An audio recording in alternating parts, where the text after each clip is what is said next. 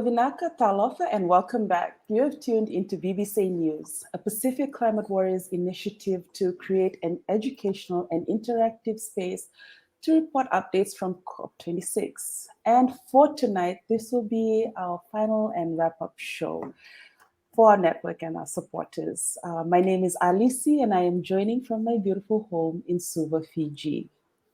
Talofa lava, I am Sherelle, streaming in from Aotearoa, but from the beautiful island of Samoa. We have an amazing program for you all this evening. Like Alisi said, unfortunately, it's our last one for the series. But if it's the start of your day, please let us know in the chat where you're tuning in from. And before I go on, I need to make a shout out to my auntie Anne, who has been a loyal supporter of the show and has watched every episode. And she keeps getting me for not making her shout out. So sorry, Alisi, I had to do this before I forget. But since we last met, so much has happened around the region and, of course, at the wrap-up of COP. So we'll be checking in with our incredible PCW delegation who was at COP26, as well as share some grassroots updates. Yes, there is so much to get through tonight as the 7-day challenges for the Have Your Say campaign wrapped up. And we also have special guests joining us later on in the show. So remember to show some love in the comments, tell us where you're tuning in from, and ask us questions throughout the show. Yes, absolutely. And now it is time for us to check in with our PCWs, our Pacific Climate Warriors, who were at COP26 in Glasgow and have just arrived back home to their families. Well, almost everyone. I'm still waiting on my sissy, Brianna, to return home. But let's take a quick look at their incredible journey at COP26. Look no further than the climate leadership of young Pacific people. We are not just victims to this crisis. We have been resilient beacons of hope. Pacific youth have rallied behind the cry, "We are not drowning, we are fighting." This is our warrior cry to the world. We are not drowning, we are fighting. I think optimism for us is not a choice. We're here because we have to be a part of these negotiations. We have to come to this table in order to make the decisions, in order for this world to make the decisions to ensure the survival of our people and the survival of our islands.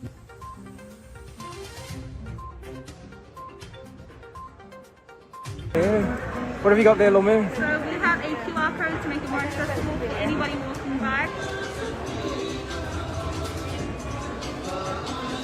And we put together a document, Youthful Pacific Declaration on Climate, and the symbol of our declaration is the sei, or the flower. And so we brought some flowers here for you all today, just to show that appreciation for our elders in the space and those who paved the way before us. And the girls would like to present a few of them to our front row. Young girls who are counting on you, who are counting on us. They are counting on us to put in the work.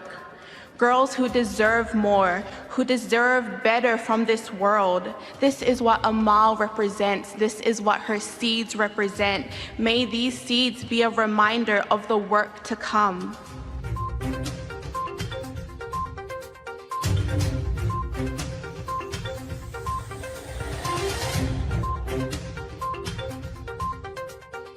Outside of COP26, where our leaders and negotiators of vulnerable nations are still on the inside fighting, still on the inside holding the line.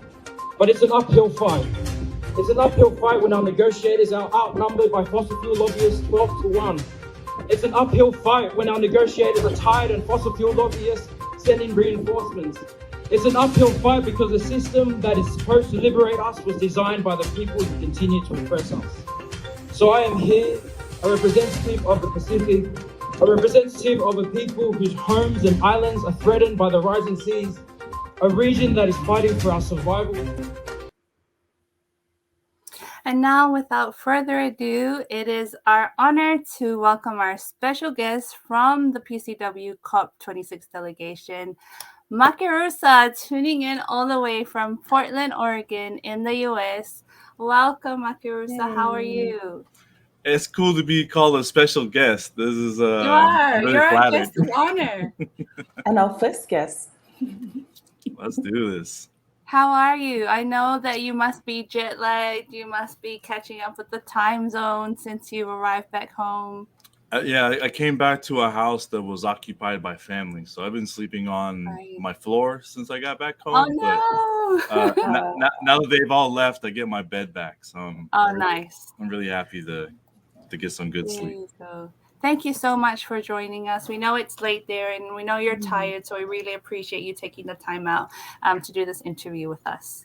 Oh, absolutely, this is the Yeah. place to be. Yeah, Yeah, well, thank you so absolutely. much, Mac. I guess I'll start us off right away with our first question. And could you share your favorite moments from COP? What were you most proud of? Yeah, there's a lot of moments to share. I think one that sticks out for me is really seeing the evolution of Brianna, who shared with our team that like at the very first COP, they were kind of just running around doing chores, and that was for some of the Pacific leaders in the job they had. So like delivering coffee or running errands, right? And to go from that and being at another COP where they're only there for like 2 or 3 days, to really building themselves up to be where they're at now and being a speaker at the opening ceremonies, to bringing in Amon, this huge giant um, figure that was at COP during Gender Day. And I think why that's so important to see that evolution of BB is because that gives us a visualization of what everyone can be in PCW, right? Whether it's your first time and where you can be 2 or 3 COPs down later. So where BB started and sort of leading that pathway, um, it gave us a better starting point to where we're at now. So with Moimwana and Salome and myself joining, not having to start from there, but not also that's a great place to start too because we're also to be of service to our leaders is very important for us. But I say the other thing too is representing the U.S. Um, and the Pacific Islander communities that I represent. By attending this year, I think we've cemented our role with our Pacific family, and continuing to breathe life into the climate movement as Islander people here in the U.S. But lastly, I'll just say too, we had an amazing team, and I think it was just so awesome to share that experience with BB, with Joe, Moimwana, and Salome. We really leaned on each other the whole 3 weeks we were in the UK, and we had long days and short nights, not a lot of sleep, and there's a lot of room for complaining if you wanted to, but it wasn't that at all. It was like living the moment and being very grateful to be in each other's spaces. Thank you, Mac. Thank you so much for sharing. It's really heartwarming to hear your experiences and your sentiments about BB, as her older sister and obviously teaching her everything she knows. It's rewarding for me. No, I'm kidding. But it's we're so proud of her, and as well as you and your the entire PCW delegation there at COP. Were there 5 of you? 5 of There us, are yes. only 5 of you, Oh, and to see sorry, there was actually 7. 5 of us that traveled right, together, but we right. did meet up with the other warriors that came with their Right. So delegations. so only 7 of you, and to see, the incredible impact that our small delegation made at COP26 on the global scale, it's just incredible. And we just want to thank you so much for representing us all so beautifully. Uh, the next question we have is, so we know that it was very logistically challenging just for the delegation to get to Glasgow. Traveling in a global pandemic is another situation altogether. I've heard of, the challenging experiences that you guys have had amongst your travels there. But while you were at COP26, what would you say were some of the biggest challenges there? The first thing that came to mind was I was closing a lot of bars on my rings on my Apple Watch because I was like we were walking Right. everywhere all the I time, heard. I heard. burning a lot of calories. So that was like very reminiscent of my time in Samoa and having to walk miles back and forth to school and home. But outside of that, I think the biggest challenge for me was like how massive COP is, and just going back to that point I made about BB sharing their first experience, it really helped me put things into perspective. So there were times where you're just kind of like sitting on the sideline, and you just kind of like waiting for your turn to go and, you know, to speak or participate in something. And there were days where each one of us had to take turns, like, you know, just not doing anything. And, you know, to not do anything for me is like, that's not acceptable. So hearing BB being like, well, you know, it's like the leaders need this, so I'm going to go find these things and do that. And that set the tone for me, because I was like, all right, I'm not going to just sit around. I'm going to be, they call me Uncle Mac, and I'm going to run, you know, and carry bags if I got to, go grab snacks, offer to pay for coffee, whatever, right? Until it's my turn to participate. And so, not to keep bringing BB's name, but like when BB shared that part with me, it really set the tone for like, all right, I got something to do. And, you know, being of service is a key pillar as a Samoan and a Pacific Islander. A lot of us are brought up to believe that being of service is the greatest purpose in our lives. So I felt like if I wasn't doing anything, I found my way to be of service for our team until my time came to be on stage. And when they got on stage, then you had to deliver. So Right. Yeah. Yeah, Mac, when you mentioned the walking, I see not much has changed in the COP space. That seems to be the experience for everyone. It's all the walking that sort of sets the tone for you when you get in the space. I mean, you've shared your favorite moments, really talking about being in that space and, you know, recognizing the growth and talking about the challenges. So my next question, you've kind of sort of answered, but maybe just to elaborate on that. This was your first COP.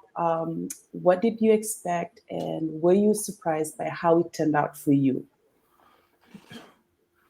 yeah, you know, like we've always been involved with COP, whether it's like you're there in person, you're supporting from afar. And one of the things I kept hearing about was like the Pacific Pavilion or the Blue Moana Pavilion, and all the music and all the liveliness that it brought to COP. And, you know, delegations just weren't able to send the people they wanted to send this year, right?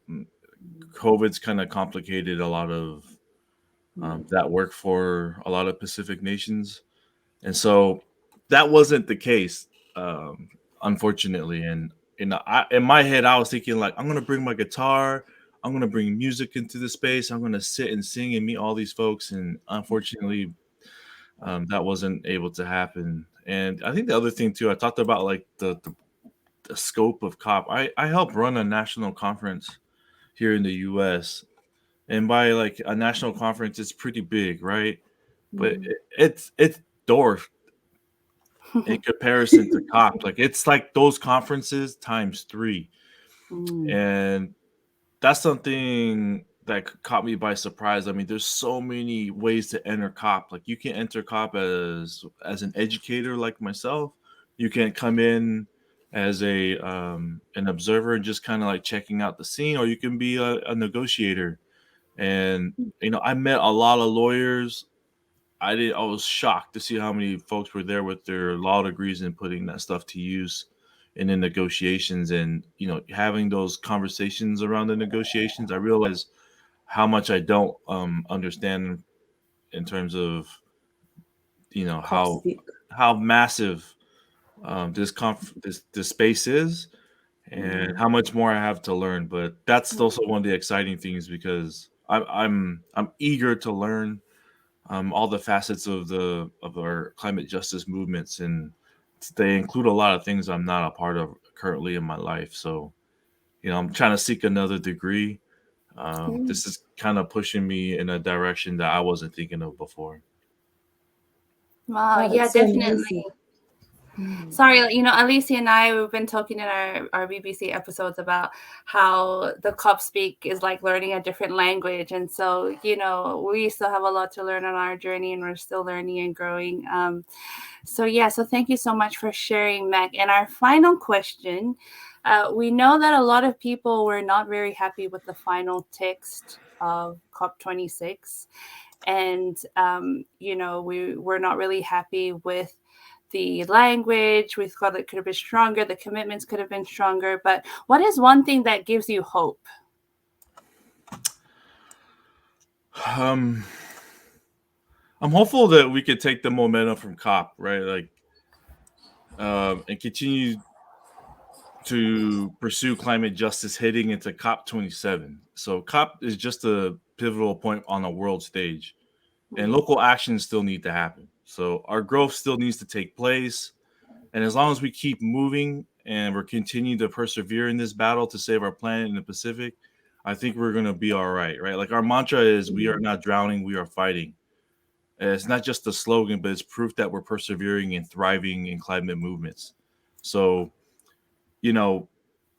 I think a lot of emphasis gets put on the 2 weeks that happens, right? Like it's obviously very important, but it's not everything in the climate movement, right? Like the UN gathering isn't the most important action.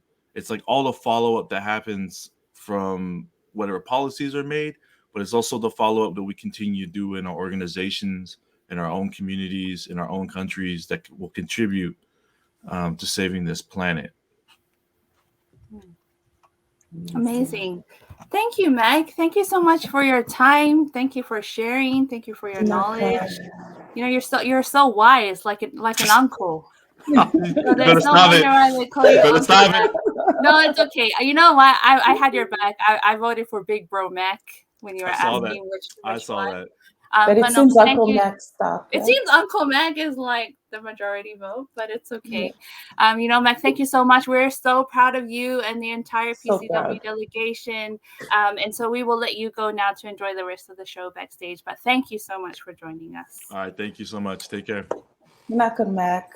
Alicia, before we move on, shall we just acknowledge some of our guests? Yes, please go right ahead. We have some viewers tuning in from Fiji, from Sydney, Australia, from Ohio, USA, with a Kiribati background. So talofa and bula to everyone, and welcome to the show. Welcome, and thank you so much for joining us this evening. And one of the beautiful sharings from Mac this evening was that the importance of being at the COP, but also that asking yourself the question, is this global conference the only thing? There are also grassroots movements that have happened and continue to happen. And that is exactly what we're talking about in our next segment, which is on grassroots updates. And, the work would not have been possible without all the incredible organizing from our network.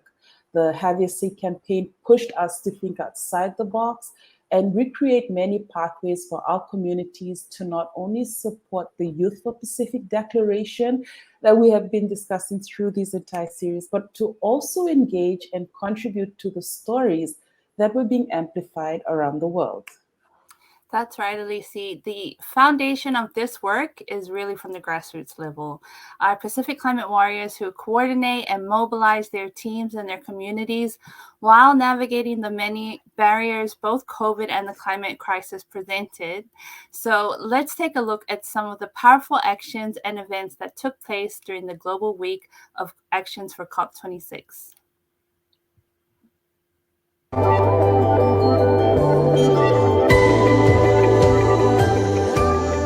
I just want to wish our 350 Ainga at COP the best of luck. Aloha from Samoa. We are not drowning, we are fighting. Have your say.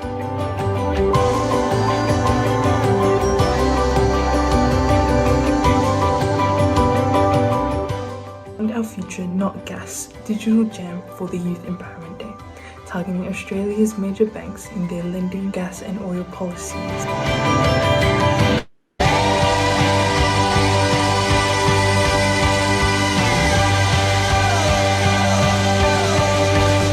on what we've been up to during the Have Your Say campaign. We have been making various pieces of art, from says to making paintings,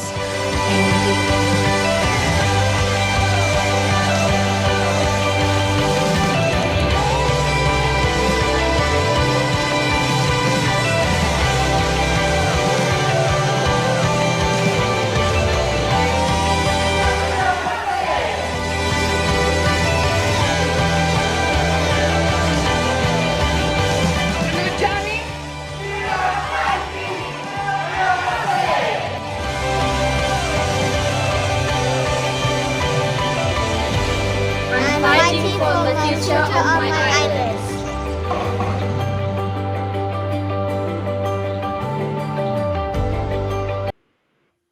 I that love was our so community amazing. videos, Alisi. When the young girl said we are not drowning, I almost responded while I was watching. It's I know, and It's it's like, even more like gets to the heart when you see like our little ones, our children. yeah.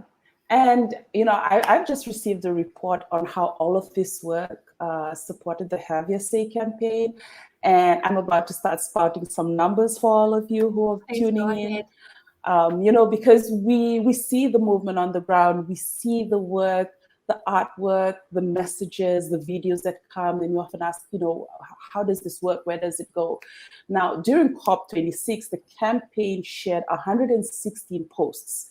And one of our early videos from COP had a reach of 115K. And that is from a total of 951 shares online. So the messages are getting out there and it's continuously being shared. And in the first week of COP alone, the Warriors had over 3K media hits. And media hits are any features in broadcast to large audiences, which had a reach of 6.6 billion. Now, my maths isn't all that, but I think we're just a few million short of the entire global population. And some of these sources were CNN, BBC, Sky News, Daily Mail, and many more.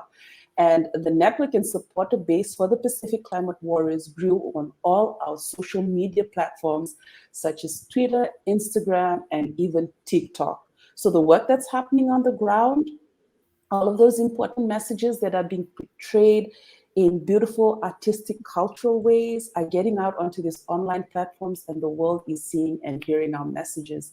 And it's just, beautiful how it comes together, like our work and technology, and how it just gets it out there, how pertinent it is for everyone to hear our messages from our communities. Absolutely. Sorry, did you say 6.6 billion? Yeah, 6.6 billion. I also thought I saw it wrong the first time. That's amazing. That's incredible. Like you said, that's almost the whole world. Yeah. Seeing our message in some way, shape, or form. Exactly. That is incredible. And, to go back to our interview with Mac, and he said there are only 7 of them, 7 Pacific Climate Warriors there at Glasgow. And to think, of the incredible impact that they had with such a small team. Amazing. It's amazing. It's truly amazing. And it's so inspiring. So a big congratulations to all of our warriors, all our, supporters, our networks. Thank you for your consistent support for our teams. It has not been an easy year for the network to come together, unite, and advocate for the Pacific. So to see how everyone has shown up in this space is so inspiring. So thank you to everyone for getting involved. Yeah, amazing work. I just, I continue to be inspired. I've been part of this movement for a while, and yet every time I see some of these things happen, I continue to be inspired and want to engage in this work. But enough about us and how we're inspired. Our next segment is COP Outcomes with special guests. Now, we have 2 special guests who are joining us for this next segment, where we will go through the outcomes from COP26 and what it means for our region in the Pacific. So please welcome Maima Vai from Fiji and George Carter joining from Canberra, Australia.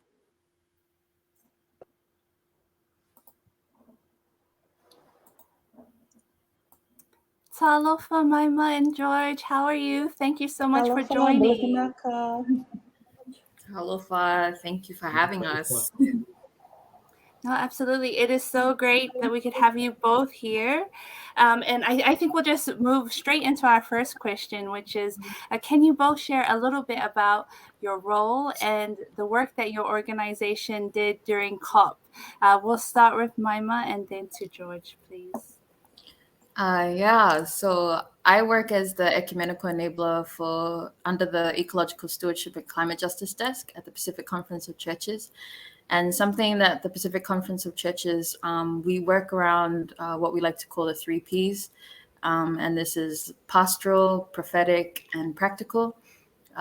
With pastoral care, this is working with our communities on the ground and providing that sort of pastoral care to them in terms of the impacts that they face, and whether that would be in climate crisis or any other social justice issue that they were going through. Prophetic voice, sharing and amplifying the stories and voices of our communities, and practical, basically actioning out what we talk about.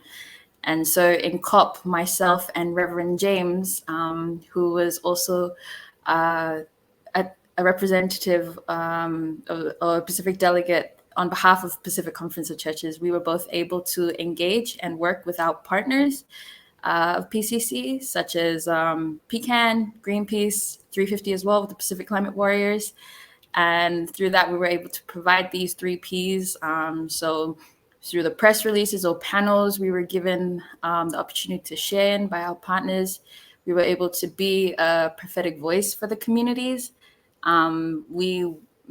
The communities that we work with on the ground, by amplifying their realities and their stories they are challenged with in terms of the crisis. And pastoral care, by stepping in and supporting any event that our partners had during COP. And we were able to be there in person, just support and just to provide that pastoral care to them. So not just that, but we were also able to host events with our ecumenical network by hosting events outside of COP, such as storytelling sessions or COP live stream events. So people outside of COP were able to also engage, and we were also able to share a Pacific voice within that space. And also working with our World Council of Churches to really help push, as I said before, share the Pacific voice and push for the demands that our Pacific people are really fighting for in terms of trying to bring in a just recovery for them for the crisis. So that was the majority of the work that we did on the ground during COP. So yeah. Wow, that's a lot of work. Congratulations, Amalo Lava, for all the work that you did. It's so inspiring to see and hear about the work that our young Pacific people were doing at COP26. So thank you so much for sharing, Maima. And just we'll pass on the same question to George. If you could just please share a little bit about your role and also the work that your organization did on the ground at COP26. Sure. Wanda fatalo fatalo fatu pa yemal malul tato tnu fight fat fonga mai. I'd like to acknowledge First Nations. I'm actually calling from Canberra here in Australia, so I'd like to acknowledge the Indigenous owners of Ngambri and Ngunnawal land, and also every other First Nation Indigenous people from wherever you are in the Pacific joining in our call. It's wonderful to be here, and I'd like to acknowledge Lemaima, who we met in Glasgow and worked together. But also I'd like to acknowledge, I'm also part of Pacific 350 here in Canberra, and I'd like to acknowledge Flo, Mata, and Mahelani, who continue to hold the baton and light the light here for our activism here in Canberra. It's the capital city of Canberra, and it's the home of activism towards the Australian government. And I've also acknowledged Sherelle and Alisi. So I'm an academic here at the Australian National University, where I teach international politics, climate change, but also Pacific studies here at the ANU. But for COP this year, I was invited by SPRIP, which is the Secretary of Pacific Region Environmental Program, to be a part of what's known as their One Crop Plus, which provides technical advice to ministers, negotiators to climate change. And so I was invited to assist the ministers and negotiators who were working on the area of environmental integrity, which was finalizing the rule book on the Paris Agreement, which is to complete the area of markets. So it's that technical support. But my research has been since 2014, works around recording the work of Pacific negotiators. And so I participated in COP21, and it's fantastic to have another glimpse into the world of COP in COP26. And even more profound was the ability to witness the growth of Pacific Climate Warriors, Pacific 350. And I'd love to share those reflections throughout our interview. Thank you, George. Perfect, George. And before I go into my next question, thank you so much, ma'am and George, for just sharing about your role and the amazing work that you have both done in this COP26. I just want to acknowledge the contrast of the conversations that are happening right now. You know, we have Maima coming in with pastoral, prophetic, and practical work, you know, bringing in that space of work. And then we have George, who, as an academic, has come in, was in the COP space to work to give, you know, all of this advice into how the negotiations would run. And so there are these two levels of conversation that are running right now, and it just sort of excites me, you know, how we can bring these two different conversations into one space. And I think maybe just for George, just to continue on what you've just shared, would you be able to describe what the Glasgow Accord means now? And how does this affect the Paris Agreement? Sure. Thank you. So what we have now with the Glasgow Accord that has come out is the vision that the UK presidency has asked countries to put forth for the next 10 years to 2030. What's new? You know, what Paris is a change from Kyoto. So Kyoto was a compliance mechanism where it sets the rules. And it sets the world of Annex 1 and non-Annex 1. Annex 1 countries have to cut emissions. However, what we have with the Paris Agreement is a voluntary multilateral system where every country has to contribute through their NDCs or through pledges that are given. And so this is the start of a new era in terms of the climate regime, that every country has to contribute. And the onus is on us, or all of us, to put each other on checks and balances, which means you have to own up to your pledges. You have to own up to the net zero targets that you have facilitated. And so even more from now on, COP will become a very central part of international politics. You need to be there to put pressure throughout the whole year, but especially on those last 2 weeks to ensure that you need to keep governments and private companies and every other polluter online, you know, as the message, you know, that you need to put them into place. So leading up to next year, some key areas that will move forward, that need to move forward, is in the area of loss and damage, a facility to address this. A second component that will be needed is these pledges on finance, that all these millions of dollars that countries have pledged. We need to, you know, Pacific countries, all countries, even Pacific Climate Warriors has to keep these countries. You said you're going to do this, you have to do this. No more backsliding. You have to ratchet up in terms of your promises. In terms of the area of ocean, it wasn't really identified, you know, as a key win, but it's still in there. That ocean needs to be a part of the conversation, and though that will be very important for countries. But a big win that we must say that has come through without the work of Pacific negotiators is in the area of environmental integrity. Part of the finalizing of the rule book was to keep the area of market mechanisms. Now, we do still have very weak rules, but without the Pacific holding the line, as the message that Joseph and Brianna told us, without them holding the line in terms of having strong rules, We would have had a system that bigger emitters would have been able to participate in a market system that we will not see a gradual decrease in greenhouse gas emissions. And so that's some of the fundamental, basic what came out of Glasgow. But more importantly is the pressure moving forward. And the other big win, and I think this is a testament of what the world learned from Pacific Warriors. You have been pushing the message of no to fossil fuels and no to coal for years.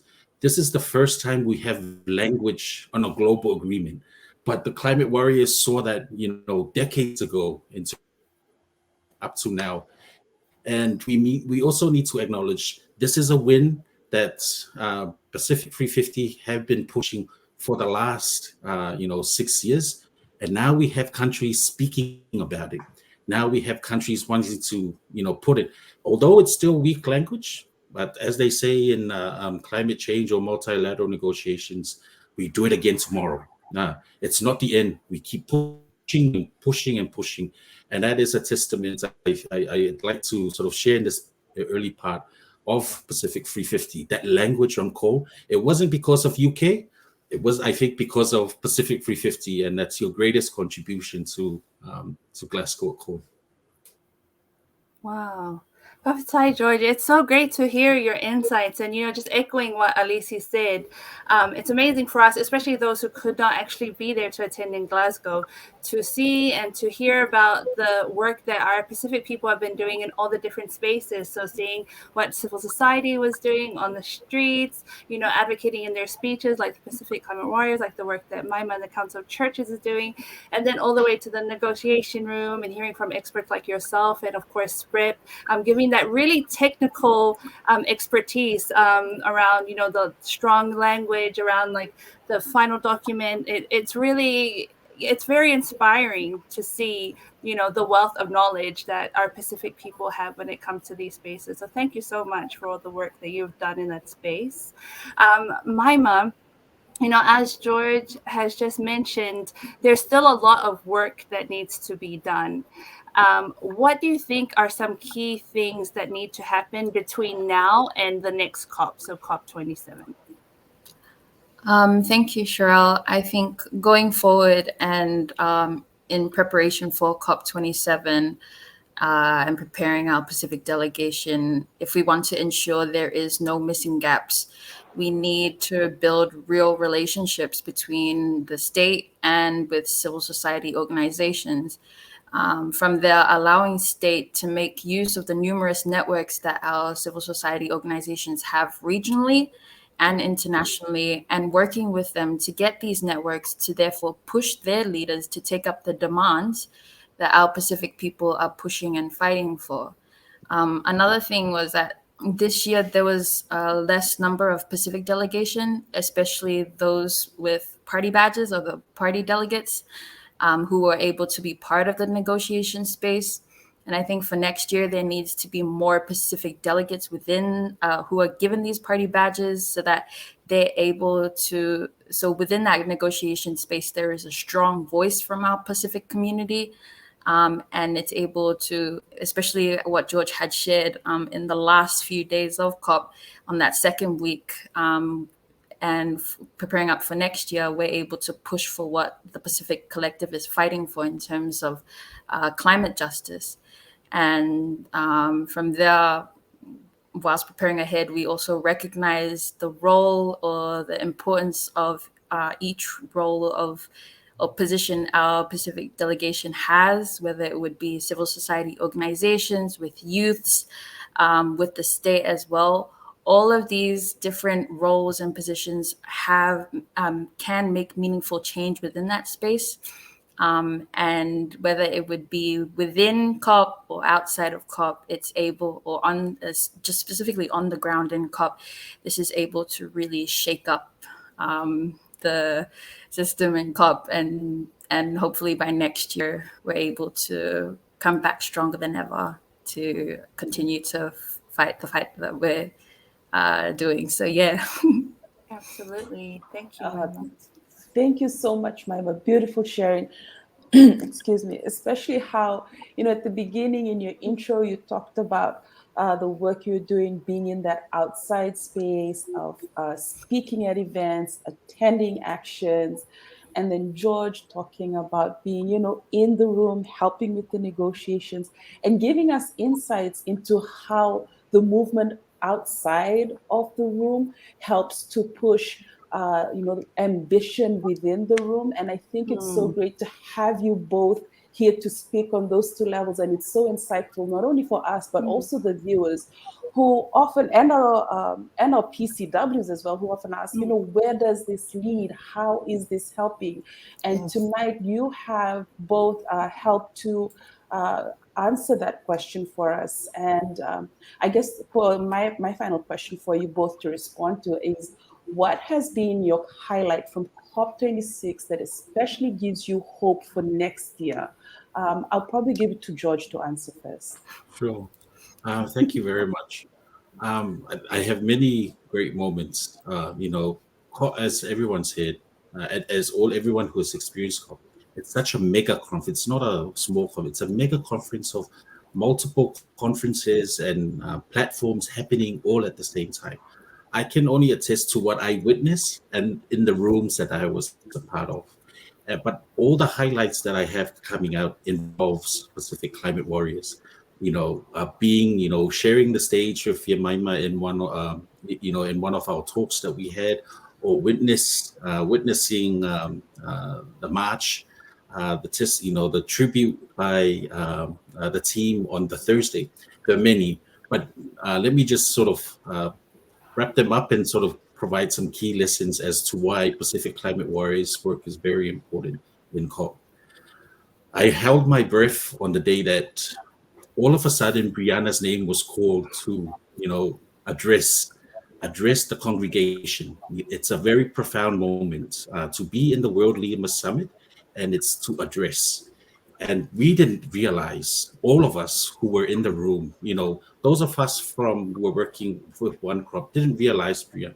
And then the message wasn't, a fairy tale. It wasn't a good message. It wasn't a feel-good message. It was a caution. It was a warning. And that set the tone, for all of us. It was a warning about the words that we will have to use in the negotiations. That set the tone. Another great moment was the final end, when Marshall Islands spoke out and said, "We are disappointed. We are unhappy." The dim light, the light that was, was in the Glasgow that has taken up because of coal, that was also a very profound moment.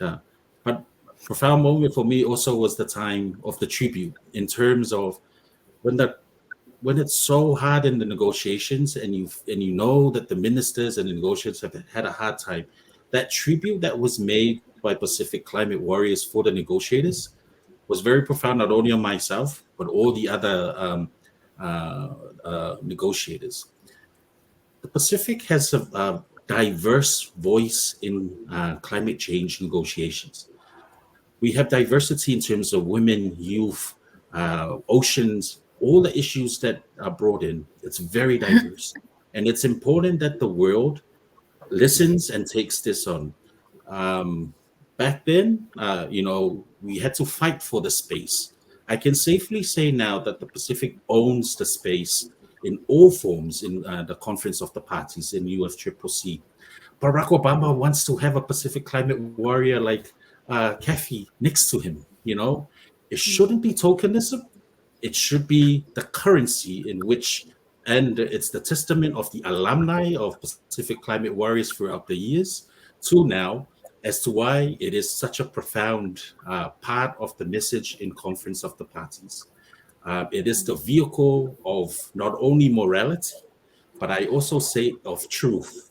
And they need the truth in the room, not only because you're Pacific Islander, not only because you're woman, not only because you're youth, not only because you're vulnerable, but you speak the truth. And that's something profound that I see, and I've documented and witnessed, that not just the Pacific Negotiator, Pacific Climate Warriors bring to UNFCCC negotiations. And that should be used moving forward. because you need all types of diversity of voices united in these meetings, not only the 2 years, but throughout the year. Because without that, these diversity of voices, others can take the space. But right now, you should take much pride that it's because of the work such as this group in terms of owning that space. And your voice, such as this, this show also needs to be there. We needed to translate it for our people in Fijian, in Niuean, in Samoan, but more importantly, for youth. I talk very diplomatically and as an educator, but you need voices like yours who can translate it to the youth, that they take it on board and move it forward. And that's why I really believe that all these, I hope whoever's out there continues to fundraise and provides the assistance to have all these diversity of voices within COP next year. And thank you very much for everything that you've done, and also Climate Warriors. As I said, it was small delegations, but they sacrificed a lot. Long hours, not being able to see family maybe just before Christmas. So a special tribute to everyone, but also the work online. We must not forget there's a very strong support group that was supported online for those who are on the ground. So a testament to everyone. Thank you. Thank you so much. Thank you, George, for all of those insights and sharing. And Maima, also, would you like to share with us what gives you hope for next year? Well, what's been your highlight and what gives you hope? Yeah, I think just echoing on what George had shared on the real amount of mana that our Pacific delegation had brought in this year's COP, especially with the fact that there wasn't that many of us this year, but we were still able to bring in a lot of power into this space. One of the highlights for me personally as a young person was seeing the number of youth delegates that represented our Pacific in COP this year. There was quite a number of us, and with each space our youths were given to share and engage in, they brought in so much power and leadership in those spaces. And it was something that was able to let these world leaders know that, as much as you guys will keep on trying to weaken the language and whatnot with the outcomes, we will continue to come back.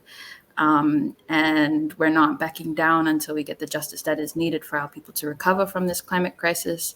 And just seeing the youth movement in this COP space, it gives me a lot of hope in seeing the amount of power and mana that our Pacific delegation will have for COP27 next year. So I'm really looking forward to that and seeing how that comes to life next year. So yeah. Amazing. Thank you so much, Maima. I'm seeing a comment here, a request for BBSei News to go live from Egypt. And for our viewers, our next COP27 will be in Cairo, Egypt. So who knows? We're already fundraising now, support to be in Egypt live next year. Yes, absolutely, absolutely. But thank you so much to both our incredible speakers. It has truly been an honor to have you both on our show this evening. Thank you for sharing with us your wealth of knowledge and experiences. To our audience, please show our incredible guest speakers some love. Salah, Dr. George Kada, and Ian Maimavai. Thank you so much for your time. And we will send you backstage to enjoy the rest of the show. Faftai Tele Lava. Faftai Tele Lava. Oh my goodness, Sherelle, that segment right there. I learned so much, Alisi. Same with me. I wish I could take notes. Actually, I was taking some mental notes though. Oh, that was incredible. I learned so much. I was discreetly taking notes. I hope it wasn't too obvious, but I really enjoyed that session. Okay, great. You can share those with me. Yeah, I definitely will. And now. Sorry, Alisi, I'm just seeing in the chat just really quickly. We have Inangano tuning in from Wellington. We have also Sherry tuning in from Hawaii. She says she's from 350 Hawaii. That is amazing. Oh, awesome. Yes, so just want to welcome all our incredible supporters, viewers tuning in this evening. Yeah, thank you all so much for joining us in this wrap-up show. And we're going on to our next segment now, and it's Kids Speak. And so during our previous shows, we would have a discussion on unpacking the terminologies and acronyms of COP.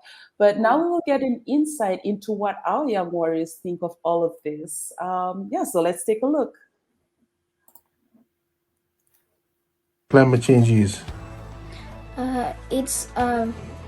It's like earthquakes, rock slides, floods, heavy rain, tsunamis, wildfire, and hurricanes, and that's all I know. I forgot. I forgot that. I hardly study the things. A weather pattern, changing weather patterns. I haven't thought of it yet, but all I know is that my cousin and my mom talks about it. It changes in our climate. Climate change is something, example like air pollution, sea pollution, land pollution that spoils the ozone layer. Can you explain what a warrior is? A warrior protects, fights. It can protect anything, knows the rules, and it should obey it. A warrior defends the family and it's killed. That's all I know about her. A warrior is a person who fights for their country or for people they want to protect and all this. It is a brave or experienced soldier who saves people's life. Yeah, they kind of look strong. Sometimes they have special skills. Sometimes they have armors and weapons. Warrior. It's the person who saves people from villains and dark wizards, goblins, and saves the princess, and protecting the princess. What is your superpower? My superpower is art. Making new things. Help poor people in need. All I know is just that I'm good in everything. Well, I will save people's lives when someone is in danger. Electricity power that could zap villains and stun them. How would you save the planet? Stop pollution, stop fossil fuel, and save electricity, save water, and save food. Stop using plastic bags. By giving poor water and food for them to live. By stopping people dumping rubbish in the sea, in the lands, and making gas from factories. Do you know what COP is? COP is an officer. It is a person who saves the environment, people from danger. I think they sign papers or make the law. Like people when they go too fast, people say stop in the name of the law.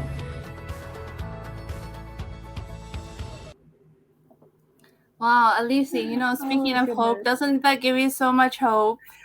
It our truly future does. generation? I love It it. reminds me of that song that my best friend sang, and it goes, I believe the children are our future. Teach them well and let them lead the way. Yeah, that was my best friend. That's your Whitney. best friend? Amazing. Whitney Houston. Oh my goodness. Yeah. I It could only reminds wish to me of have that. talented friends like that. Oh my goodness. This has been such a fulfilling episode. And just hearing, all these young people, our kids actually. My daughter is in those videos Yes, I too. saw Ayana there.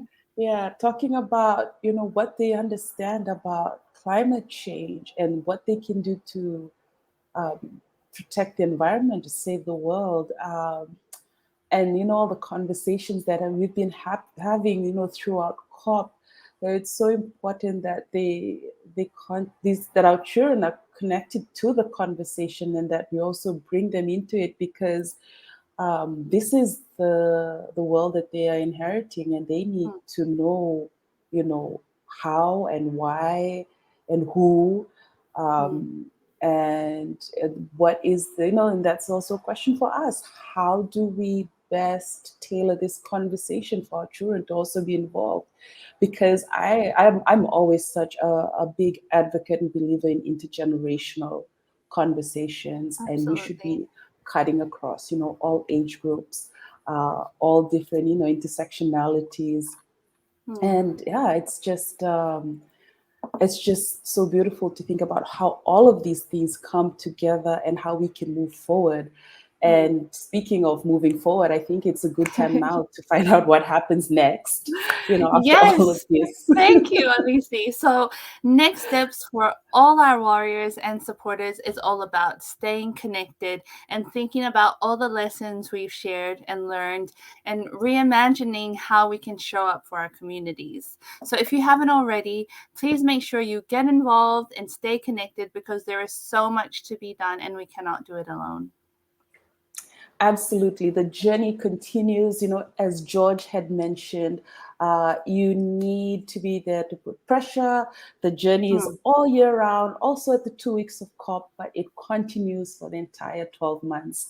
And, to help us wrap up the show, we will bring out Joseph again with some final reflections and what we can do to prepare for next steps.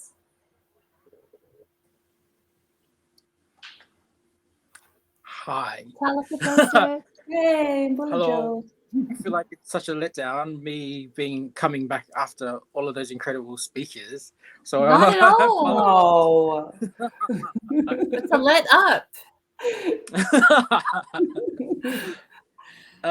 Yeah, it's been such an incredible conversation, and I think one of the things that really makes us Pacific people is that we step backward into the future. We walk back into the future, looking back. And I think such an important thing I've been thinking about, especially while George and Maima were speaking, were all the incredible people who have laid the foundations in order for us to be here. Like, whatever successes we had at COP is because so many people have worked so hard for so long in order to create the foundations that we would just come in and step on. We were there stepping on the shoulders of some incredible giants, and both of you have been a part of our work for such a long time. And whether you know it or not, or you feel it, it's because people like you who have been there for us and have been a part of this work that we've been able to have that platform to step on. And I think it's something that it's a part of our work that we just continually need to acknowledge, is all of the elders who have shaped the work for us. And maybe just for the sake of speaking their names, people like Coretti, whose vision for this work is the reason why we're able to grow so big, and with Fenton, who had pushed so hard to campaign so hard to have words like fossil fuel and coal into all of our declarations. And it's because of that we're able to do this. I think another thing is that, like, as a Pacific, our greatness isn't measured in the size of our islands, but in the totality of our relationships. And because of the relationships that we had, we've been able to do some incredible things. That flag action inside COP is the first time ever in the history of the UNFCCC they allowed an action with flags to happen inside COP. And they made that allowance for us. And so what George was saying is right. We are now owning that space, and it's because so many people have done some incredible things for us. And I know that a lot of people are feeling many different ways about COP, and I'm still trying to figure it all out. But I'm sat here with so much pride in our team and pride in the Pacific. Our people all over the world have showed up in this moment in such an incredible and beautiful way. And someone much smarter than me recently used the metaphor of a COP being a flash of light. Like, COP is a flash of light in that it illuminates everything. It illuminates everything that is happening within the climate space, from the leadership to the work that's happening on the ground, to the injustices and the inequity. And that's the opportunity that we know we need to hold on to. How in this moment, when the light is flashing, do we bring both the leadership and the fight of our people to the forefront of the world? how do we use this moment to illuminate our stories? And I know we've done an incredible job doing that, but the work doesn't stop there. I mean, COP is 2 weeks of the year. Governments come together to hash out language in a text that serves as a voluntary agreement between nations to work together on climate action, blah, blah, blah. And at COP, our negotiators were outnumbered 12-1 by the fossil fuel lobbyists. And so for them, it was a real David and Goliath battle. But did they back down? No. George was there. We had dinner one night. George came along, had his dinner with us, and then he had to shoot off and go back to finish his negotiations because he only had enough time to eat his meal and leave. And that's what everybody was doing. And I think we all need to understand that that's the reality of COP, but also know that it's not new. It'll happen again next year, and we will be there in Sharm el Sheikh, which is south of Cairo, on the coast of the Dead Sea. Where oh yes, we'll be there. We'll be Yes, there as we'll well. be in At Sham. least and Yes, I will be beautiful. there.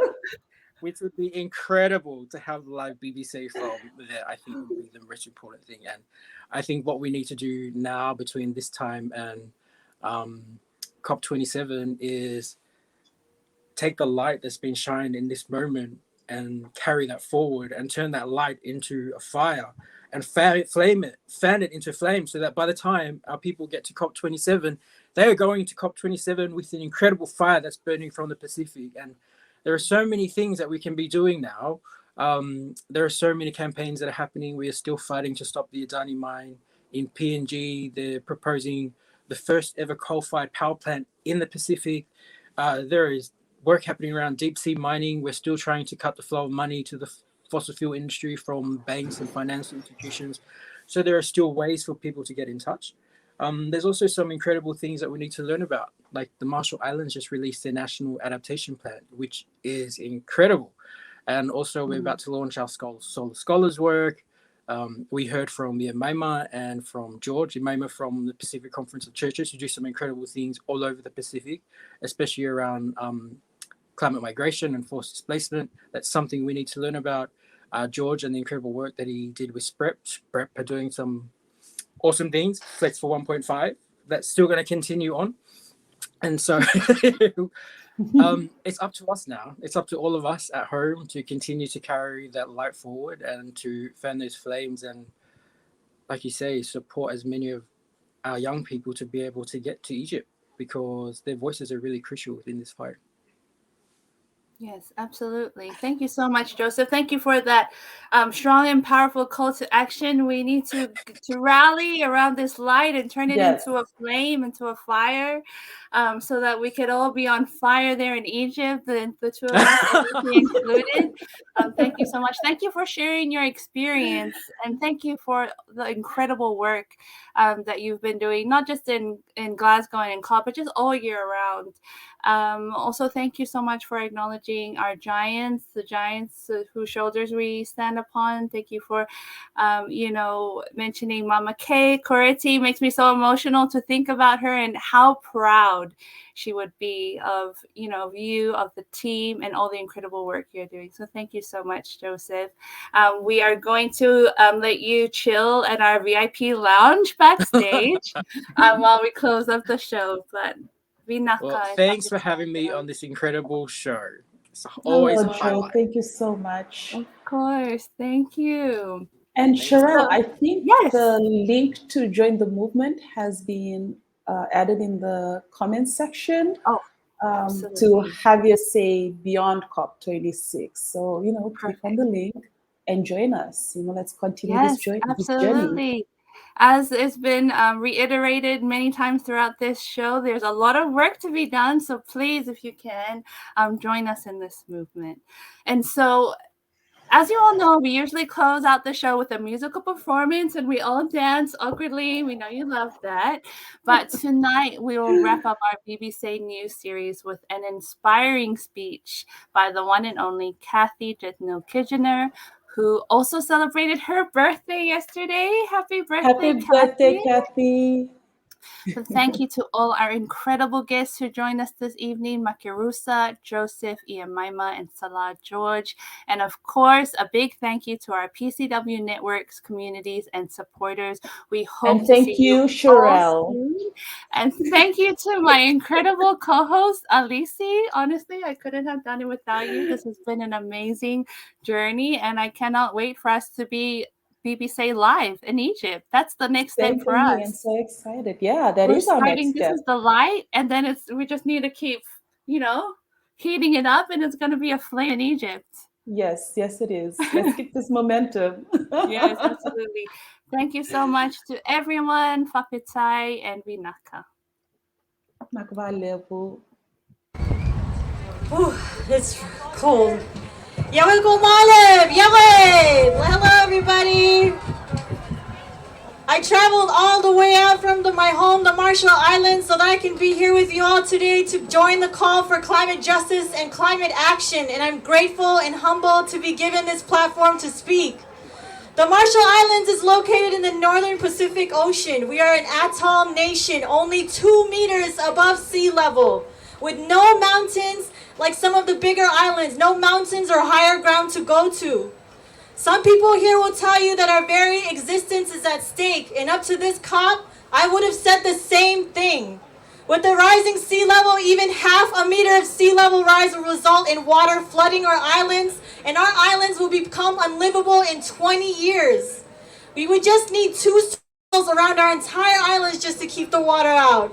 So the physical existence of our islands is what's at stake. That's why I flew all the way here over multiple planes for over 18 hours. That's why I flew for the first time in 2 years since the pandemic began. I haven't left my islands for 2 years since our borders closed during the start of COVID, but I knew the only reason I'd leave is to make sure our message gets here. Thank you. Jesus. And my message is this: we as a people are not going anywhere. We survived 3 eras of colonialism. We survived over 60 nuclear weapons detonated in our islands during the U.S. nuclear weapons testing program. And let me tell you, we will survive climate change. We refuse to leave. We refuse to go anywhere, and our sovereignty is not up for debate. But we do need collective action. We need the biggest emitters to be held accountable. We need financing to implement the solutions we're developing ourselves. We contribute 0.00005% of the world's global emissions. We did nothing to contribute to this crisis, and we should not have to pay the consequences. Thank you. Yes, nothing. We're looking at extreme solutions to be able to remain in our islands, reclaiming land, elevating our land, and the preliminary cost will be tens of billions of dollars. And we can only adapt so far before there's irreversible loss and damage. And we need separate streams of financing for all of that. We need to keep pressure that COP26 doesn't allow offsets or endanger human rights or the rights of indigenous people. So to close, I'd like to say something about faith. Faith in change. Faith in our youth. Faith in the elders who laid the groundwork, the global south, the Pacific and Caribbean islanders who are in there right now holding the line. Faith in this movement, in you all, in collective action. There's a Marshallese legend about a whale that was once taunting a tiny bird, deeming itself dominant, more powerful. That tiny bird gathered a storm of birds, thousands fluttering across the sky, each one gulping down every drop of ocean, leaving the whale stranded, beached, forcing the whale to admit that yes, smallness is a state of mind. Yes, the ocean begins with a single drop, and so too does our faith. Thank you.